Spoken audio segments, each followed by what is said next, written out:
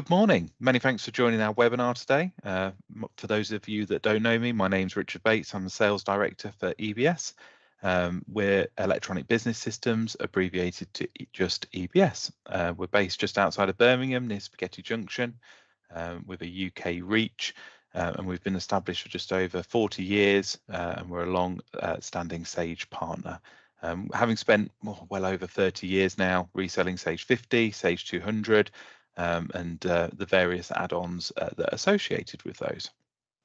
So EBS and Draycir, who we're joined by today, Draycir are a reseller and an add-on provider for Sage 200, and Ross is going to be showing you the purchase to pay solution that's a relatively new product to Draycir and complements their other suite of products.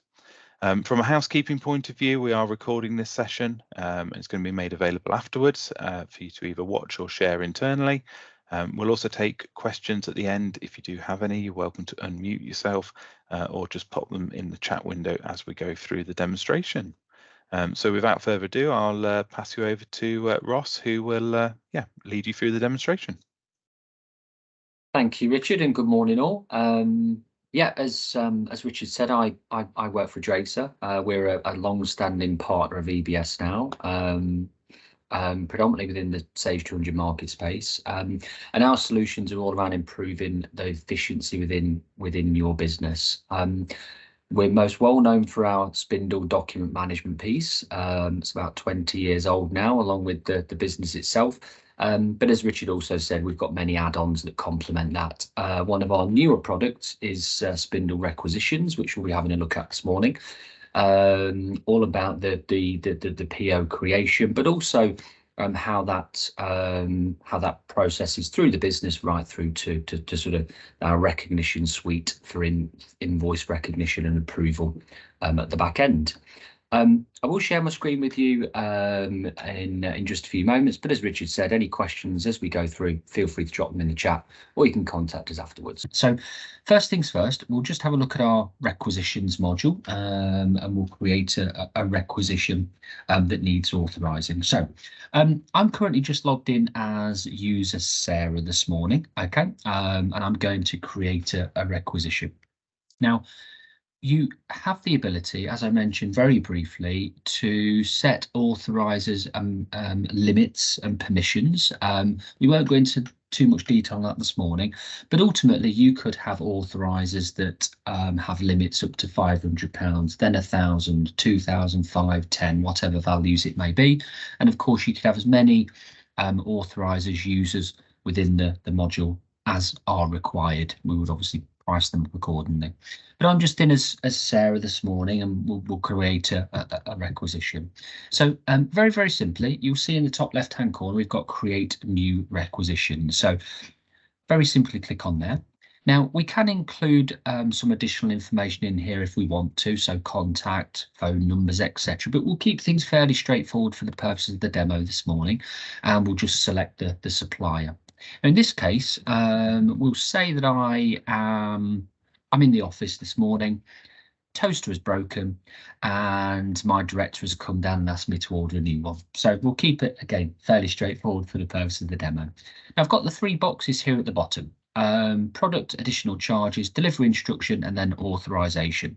Now, you can add a free text line here. We can ring fence that so that isn't an option for your requisitors as well, but we'll just add a line item, again, selecting from that standard stock item. So in this case, we'll look at a toaster, and there we go, and we'll just pop that one in there. So we'll have a look, just order the one this morning, okay? Again, add any additional notes or information that you want to in here, and obviously click save.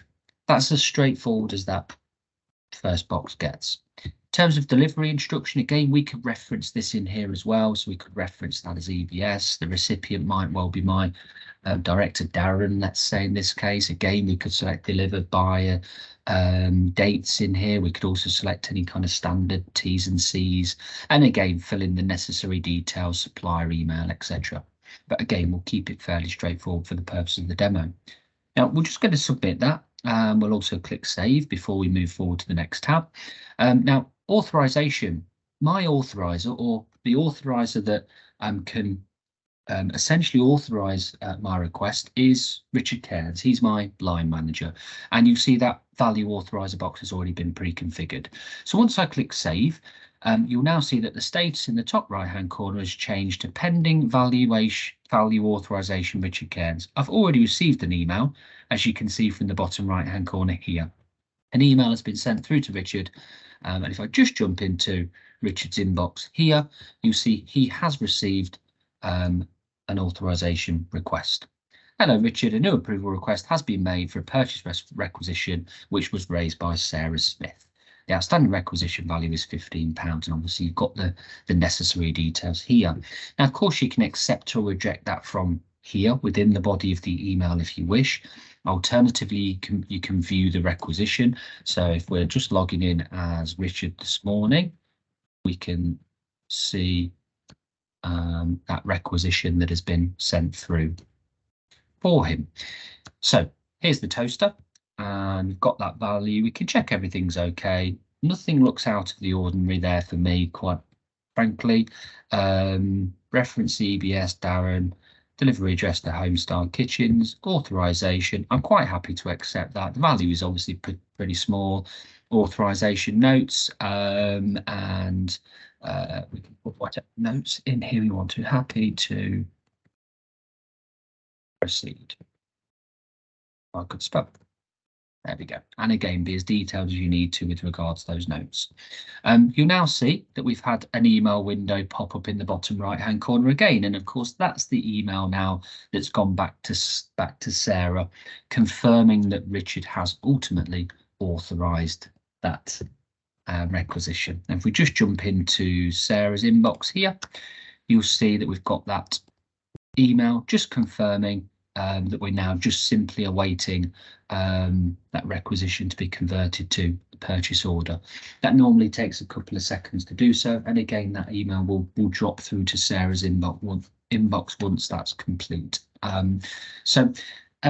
If, for example, now Sarah wanted to create another requisition, in fact, let's just beat me to it. So let's just have a look at this one. So we've got a purchase order 3412 for requisition has been generated. So again, that's let Sarah know now that that purchase order has been created. We just jump into Sage 200 whilst we're here, actually, and we'll just have a look at our purchase order list. Just refresh this list very quickly. You'll now see 3412. Here is the purchase order that we've just created literally a minute ago. We'll just wait my Sage to catch me up. Been a little bit slow this morning. This will obviously confirm then the toaster that, of course, we've created that purchase order for. As you can see here, £15, that 4-slice toaster. Okay, so fairly straightforward. Now, on the assumption that that supplier invoice then comes back into the business, typically they're received by email these days, of course. So again, that email's been received. Here it is, dear accounts, please find attached your invoice for your reference. Regards, Malta Style team. And all we then need to do is just drag and drop that invoice into the document portal to be recognised. So we select that invoice in question, we'll click recognise. That will now drop into the recognition tab in the top right hand corner. You'll see that I've got a number of other purchase invoices that actually need my attention this morning, and we won't focus on that too much. We're of course here to see the sort of the purchase to pay piece, but ultimately if any status in here is verification required, it needs your attention. There's something in there that the software wants you to verify. Now that might be that it's picked up a discrepancy of some kind. Alternatively, you might very simply put a manual trigger in there for you to cast your eye over. Again, it will update the status accordingly. So if it's just very simply posted and archived directly to Sage, if it was sent for approval, if it failed to post, if it was a duplicate, you'll see that status update accordingly. With the invoice we've just dropped into the portal, you see it does need my verification. Now, I should just say that I've manually configured that status so that I've got something to show you this morning, but you'll notice that upon opening that invoice, obviously it's from Malta course, the style, who we created the PO for this morning. And it's very simply going to break that invoice down into the 6 key areas: header, line level and footer detail, and then your VAT analysis, project analysis and nominal analysis. Okay, very simply, all the software is doing is looking for the information it needs to populate the box on the right hand side, because this is the information that's required in Sage 200. I'm looking out for any red boxes. Any red boxes trigger a warning, i.e. the software doesn't like something that it's picked up. But ultimately, it's looking to match that header level detail. Now, if I just click into the supplier reference box very quickly, it will highlight on the document where it's picked up that information. You'll notice that MOL001 doesn't quite translate to the number that it's picked up, but of course it's looking for a unique identifier as its first port of call, which a VAT number is. Of course, it's matched the postcode and supplier name as you would expect, but the VAT number is a unique reference point for the supplier reference code in our Sage 200 dataset. Of course, nowhere on this document will you see the reference MOL001, and why would you? Your supplier doesn't know their reference number in your Sage 200 system. But of course, I'm quite happy that header level details all been matched. Line level, here's that toaster that we purchased a moment ago, as you can see. We've got the footer level detail here as well. This simply relates to your net and gross amounts, any incidental costs or discounts. Standard VAT with this particular product doesn't relate to anything with Sage Project Accounting, and there's that manual trigger that I added to the supply code, just very simply so I can double check that. Once I click return, it will ask me if I'd like to post this invoice. Yes, I will, and that's as straightforward as that process gets for you moving forward. I can now very simply click out of that window, and when I go back into the portal, you'll now see the status is updated to recognised, now to posting, and it will just say in 1 moment or 2 posted and archived, and that will then be that document archived against that transaction within Sage 200. Not only that, I could also then find that document using the document search tool and use the necessary filters to find that. But that is literally as straightforward as that process gets for you moving forward. So we created that requisition here. Richard approved that document, as we can see. I just jump back into Richard's account. You'll now see that obviously it's also added the additional confirmation that the PO was created at this date and at this time, and it's also got the PO details in here as well. So that process has been completed and also updated back up into the portal as well. So keeping things fairly straightforward, that's the purchase to pay piece. Were there any questions that had come through up to now, Darren, or was that all okay and all made sense, hopefully? Questions. So once the invoice is in the has been posted through, so we're looking at the invoice recognition. So once that invoice has been posted through into Sage 200, is there any sort of method of authorizing that invoice? Authorizing the invoice, yes, there is, of course, yes. So we can we'll typically see that customers would have used the requisitions piece as the authorization in that purchase. But really good question. There is also the requirement from some customers to approve that invoice when it comes in the back end as well. And we also have an approvals tool at the back end of that process, particularly if you're looking at higher value items. Although, you know, that PO was authorized at the initial stage, it is still a large value item, so it does still need to have a couple of eyes have a look at that once it comes back into the business. So we do have an approvals tool as well. Now that is free of charge with our invoice recognition module, and again you can have as many approval workflows configured within there, or as many approvers as are required. So in this case, if we have received an invoice and it's hit a particular approval workflow at the back end, then it will be sent through to the individual approver to approve that. Now, I can access, for example, if I'm the approver, I could access the approvals tool from desktop or mobile app. You'll see that these are all of the invoices that I've either approved, rejected, or still am yet to approve. A very simple traffic light system to determine which of those invoices I have approved, rejected, or are still pending. Those that have been approved, again, I can just fully see the audit history, full date and timestamp of the audit history with that particular invoice. Just jump into the workflows very quickly.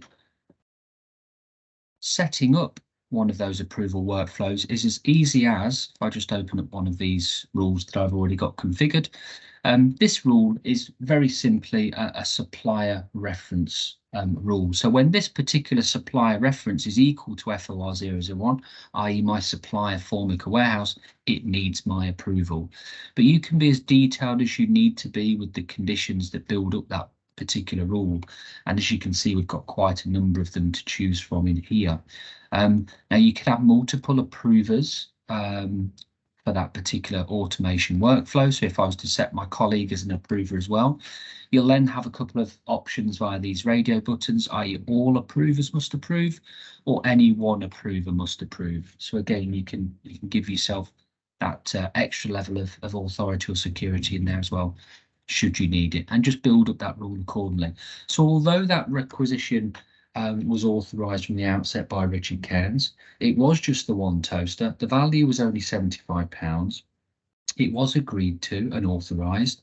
The purchase was made, the invoice came back into the business, but all invoices need an approval from a finance director, then it could still go through the approvals tool here, and he or her get involved with the final approval at the sort of the back end of that process. Does that answer the question, Darren, hopefully, or was there any other detail you need in there?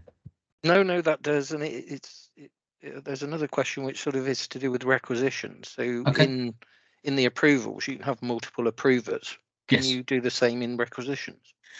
You can, yes. So if I just open up I'll just log into the admin account at the moment. So as I mentioned very briefly, whilst I was logged in as just a standard user this morning, we also have the authorized maintenance tab, which essentially gives you the ability to configure the various different levels of authorization for your users. So if I just take Richard Cairns as an example here, and if I just click edit, you'll see that my current limit, or Richard's current limit, is £500.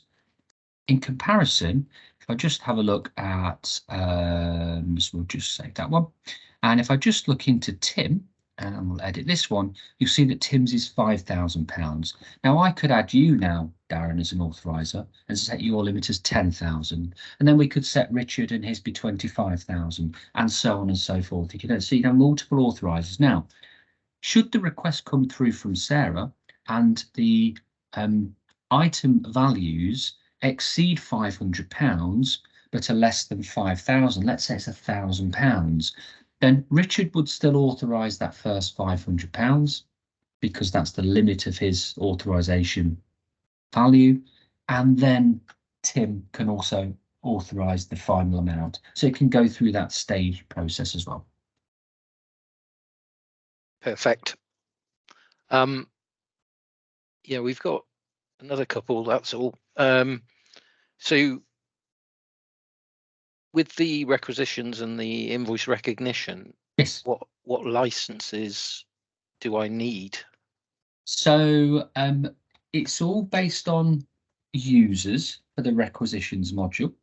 And with the invoice recognition piece, it's all based on documents, really. So with the requisitions piece, it's simply a user license. So however many users you think would interact with the requisitions module, you would purchase the number of licenses required. I.e., with my example this morning, Sarah would need a user license, Richard would need a user license, and Tim would need a user license, so that would be 3.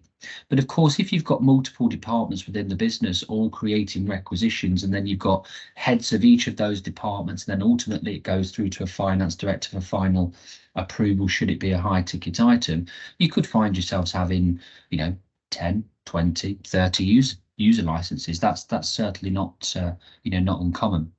With regard to the invoice recognition piece, there is a cost for the module, but then you would buy a document bundle. So let's say you were processing 1,000 purchase invoices per month.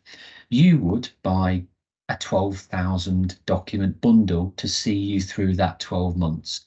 And essentially, every invoice that goes through just chips into that total amount and just essentially just brings that counter down.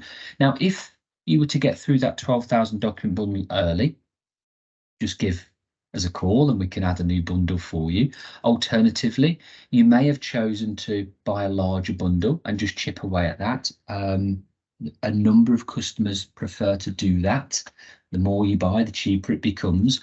But you also have the security that your documents don't expire with ourselves. So, if you buy, let's say 12,000, but it's a slightly slower the year than you anticipated, and 18 months down the line, you've still only used 11,000, there's no issue there. Essentially, you just use them when you need to. Okay, another licensing query, actually, believe No it or problem. not. And do I need a Sage user license if I'm using requisitions? You don't need a Sage 200 license to use requisitions, no. And likewise, with the approvers for Spindle, i.e. the Spindle approvals tool that we looked at briefly here, you wouldn't need a Sage 200 license for that either. So the only reason, or the only time you would need a Sage 200 license is of course for those that are actually interacting with Sage 200, accessing the purchase order detail through Sage 200 thereafter, accessing the archive document against that purchase order thereafter, etc. But if you are very simply an authorizer or an approver, you wouldn't need a Sage 200 license. You just need the relevant license from ourselves. Okay, that's it. I think unless anyone has any other questions. No, there's no more coming through. No. That's it for now, I think. Thank you. No, that's great. Well, just from my side, really appreciate your time, everybody, this morning. Obviously, it's a bit of a whistle-stop tour through the sort of the purchase to pay piece, and everybody works in different ways. So if there is a requirement for a more personalised demo, then obviously just contact Darren or Richard, and we can certainly arrange that for you, and sort of get under the skin of your process and put through a couple of your typical requests and almost take some sample invoices as well to see the process from your side. But yeah, of course, just let us know if that's something that you would like to do. Thanks, Ross. Brilliant, Ross. Thanks ever so much. And yes, once again, thanks everybody for watching the webinar. If there's any questions, feel free to reach out to us here at EBS or visit our website, which is ebs.tech. And we'd be happy to assist. We're going to continue to do more webinars throughout the year, so yeah, keep posted to our emails and social media channels to see when they're going to be. But yeah, once again, thanks ever so much, everybody. Thank you, Ross, and we'll see you shortly on the next webinar.